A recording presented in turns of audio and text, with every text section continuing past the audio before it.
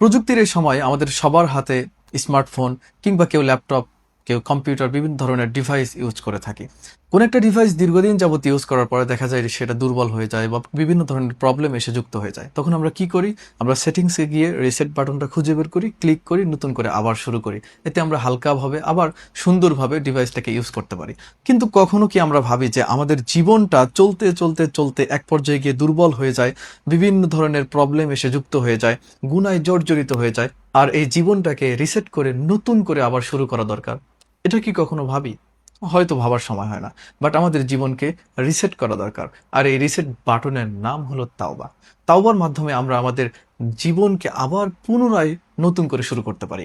আলী রাদিয়াল্লাহু তাআলা আনহু বলেন, আমি ওই ব্যক্তিকে দেখে আশ্চর্যান্বিত হই যে ধ্বংস হয়ে যাচ্ছে অথচ তার মুক্তির পথ তার সাথেই আছে। যখন প্রশ্ন করা হলো কোন সেই মুক্তির পথ, তিনি বললেন আল ইস্তিগফার, ক্ষমা চাওয়া, আল্লাহর কাছে তওবা করা। এর মাধ্যমেই একজন মানুষ ধ্বংস হওয়া থেকে মুক্ত হতে পারে। আবার প্রত্যেকটা মানুষের জীবনের মূল টার্গেট, মাকসাদ থাকে সফল হওয়া। কেউ হয়তো দুনিয়ার সফলতা চায়, আবার কেউ হয়তো আখিরাতের সফলতা চায়। যদিও আমাদেরকে দুইটারই সফলতা চাইতে হবে, কারণ আল্লাহ এভাবেই আমাদেরকে শিখিয়েছেন। তিনি বলছেন, রব্বানা আতিনা ফিদ দুনিয়া হাসানা ওয়া ফিল আখিরাতি হাসানা ওয়া কিনা আযাবান নার। দুনিয়া এবং আখিরাতে সফলতার জন্য তিনি আমাদেরকে দোয়া করতে বলেছেন, চাইতে বলেছেন।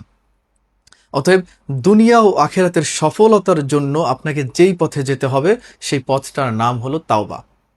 আল্লাহ সুবহানাহু ওয়া তাআলা বলছেন, ওয়াতুবু ইলাল্লাহি জামিআন আইয়ুহাল মুমিনুন লাআল্লাকুম তুফলিহুন। হে ঈমানদারগণ, তোমরা তাওবা করো যাতে তোমরা সফলতা অর্জন করতে পারো, যাতে তোমরা সফল হতে পারো। তাহলে সফল দুনিয়া এবং আখিরাত উভয় জগতের সফলতা যদি পেতে চান, আপনাকে তাওবা করতে হবে, আল্লাহর দিকে ফিরে আসতে হবে। তাওবার গুরুত্ব এবং তাওবাকারীর প্রতি আল্লাহ রাব্বুল আলামিন কত বেশি খুশি হন এটা বোঝাতে গিয়ে রাসূল সাল্লাল্লাহু আলাইহি ওয়াসাল্লাম একটা উদাহরণ দিয়েছেন। তিনি বলেন, বিশাল বড় একটা মরুভূমির মাঝখানে একজন ব্যক্তি উট নিয়ে সেখানে আছেন এবং তার প্রয়োজনীয় সব সামগ্রী সেই উটের মধ্যে আছে। হঠাৎ করে তিনি দেখলেন যে উটটা হারিয়ে গেছে, এমনকি তার প্রয়োজনীয় সামগ্রীগুলোও সব নিয়েই সে উট হারিয়ে গেছে। লোকটা চিন্তিত হয়ে পড়লেন। এই পরিস্থিতিতে যে কোনো ব্যক্তি চিন্তিত হয়ে পড়বে। হঠাৎ করে তিনি দেখলেন যে উটটা তার সব সামগ্রী নিয়ে আবার সামনে এসে হাজির। তিনি এত আনন্দিত হলেন, আনন্দে আত্মহারা হয়ে তিনি বললেন, আল্লাহুম্মা আনতা আবদি ওয়া আনা রাব্বুক। হে আল্লাহ, আপনি আমার বান্দা, আমি আপনার রব। তিনি বলতে চেয়েছিলেন একটা, কিন্তু আনন্দে আত্মহারা হয়ে তিনি বলেছেন আরেকটা। এবার রাসূল সাল্লাল্লাহু আলাইহি সাল্লাম বলছেন, কোনো বান্দা যখন পাপ কাজ থেকে ফিরে আল্লাহর দিকে আসে, কোনো বান্দা যখন তার অতীতকে ভুলে গিয়ে আল্লাহর দিকে ফিরে আসে, তাওবা করে, আল্লাহ সুবহানাহু ওয়া তাআলা মরুভূমিতে থাকা সেই ব্যক্তির চাইতেও বেশি খুশি হন। এই হাদিস থেকে আপনি বোঝেন যে আল্লাহ কত বেশি খুশি হন তাওবাকারীর প্রতি। এমনকি তিনি বলছেন, ইন্নাল্লাহা ইউহিব্বুত তাওয়াবিন ওয়া ইউহিব্বুল মুতাতাহহিরিন। আল্লাহ সুবহানাহু ওয়া তাআলা তাওবাকারীদেরকে ভালোবাসেন। আল্লাহ আমাদেরকে ফেরেশতা হিসেবে তৈরি করেননি। আল্লাহ আমাদেরকে প্রবৃত্তি দিয়েছেন, আল্লাহ আমাদেরকে ভালো মন্দ বোঝার শক্তি দিয়েছেন। আমাদের মাধ্যমে ভুল সংঘটিত হবে, এটা স্বাভাবিক বিষয়, কিন্তু ভুল করার পরে ফিরে না আসাটাই অস্বাভাবিক বিষয়। আল্লাহ আমাদেরকে তৈরি করেছেন ওয়া খুলিকাল ইনসানু দাঈফা, দুর্বল করে। শুধুমাত্র যে শারীরিক দিক থেকে না, সব দিক থেকেই তিনি আমাদেরকে দুর্বল করে তৈরি করেছেন। ফাওয়াসওয়াসা লাহুমুশ শাইতান, শয়তানের ওয়াসওয়াসা তো সবসময় আছে। শয়তান সবসময় ওয়াসওয়াসা দিতে থাকে। আবার অন্যদিকে ইন্নান নাফসা লাআম্মারাতুম বিসসু, নফস সবসময় মন্দের দিকে নির্দেশ দিতে থাকে। যুয়িনা লিন্নাসি হুব্বুশ শাহাওয়াত, প্রবৃত্তির ভালোবাসাকে সুশোভিত করা হয়েছে মানুষের জন্য। এগুলোর মাধ্যমে দেখা যায় যে মানুষ কোনো না কোনোভাবে ভুল পথে পা বাড়াতে পারে, কিন্তু এই ভুল করার পরে ফিরে না আসাটাই দুঃখজনক বিষয়।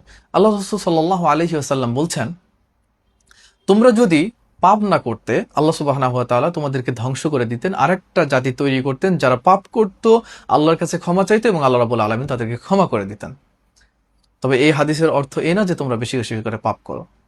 এই হাদিসের মাধ্যমে এটা বোঝানো হচ্ছে যে মানুষের পাপ হয়ে যেতে পারে, কিন্তু আল্লাহর কাছে তাড়াতাড়ি ফিরে আসা এটা গুরুত্বপূর্ণ। আবার রাসূল সাল্লাল্লাহু আলাইহি সাল্লাম বলছেন, কুল্লু বানি আদম খাত্তাউন ওয়া খায়রুল খাত্তাইন আত-তাওয়াবুন। প্রত্যেক বনি আদম ভুলকারী, কিন্তু উত্তম ভুলকারী কারা? যারা তাওবা করে। আমাদের মাধ্যমে ভুল হতে পারে, কিন্তু আমরা যদি তাওবা করি তাহলে এই ভুল আমাদের জন্য ফুল হিসেবে রূপান্তরিত হবে। তাওবার মাধ্যমে আমরা আমাদের ব্যক্তি জীবন, পারিবারিক জীবন, সামাজিক জীবনকে চেঞ্জ করতে পারি। আল্লাহ সুবহানাহু ওয়া তাআলা বলছেন, ইল্লাল্লাযিনা তাবু ওয়া আমানু ওয়া আমিলু আমালান সালিহান ফাউলাইকা ইউবাদদিলুল্লাহু সাইয়্যাতিহিম হাসানাত। কেউ যদি তাওবা করে, ঈমান আনে, নেক আমল করে, আল্লাহ রাব্বুল আলামিন তার অতীতের যে পাপগুলো আছে, সাইয়্যাতগুলোকে তিনি হাসানাতে পরিবর্তন করবেন।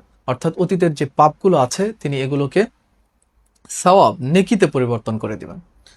আবার তাওবার মাধ্যমে আমরা যদি নিজেদেরকে চেঞ্জ করি, একটা পরিবার সুন্দর হবে, একটা সমাজ সুন্দর হবে, সে সমাজে আর কোনো অত্যাচার, অবিচার, অনাচার এগুলো আর থাকবে না। অতএব তাওবার প্রভাব আমাদের ব্যক্তিগত এবং সামাজিক সব জায়গায় রয়েছে। ভুল হয়ে যাওয়া, পাপ হয়ে যাওয়া স্বাভাবিক, এটা বিভিন্ন মানুষের মাধ্যমে হয়ে থাকে, কিন্তু তওবা করাটা ইম্পর্টেন্ট। যদি তওবা করতে না পারি, এটা আমাদের জন্য কাল হয়ে দাঁড়াবে। আল্লাহ আমাদেরকে এখনো সুযোগ দিয়েছেন সেই তওবা করার। অতএব এই আলোচনা শোনার পরেই আমরা যতটুকু সম্ভব তওবা করে নেব। যদি সম্ভব হয় 2 রাকাত নামাজ পড়ে আল্লাহর কাছে তওবা করা, আল্লাহর কাছে ফিরে আসা, এটাই হবে গুরুত্বপূর্ণ কাজ।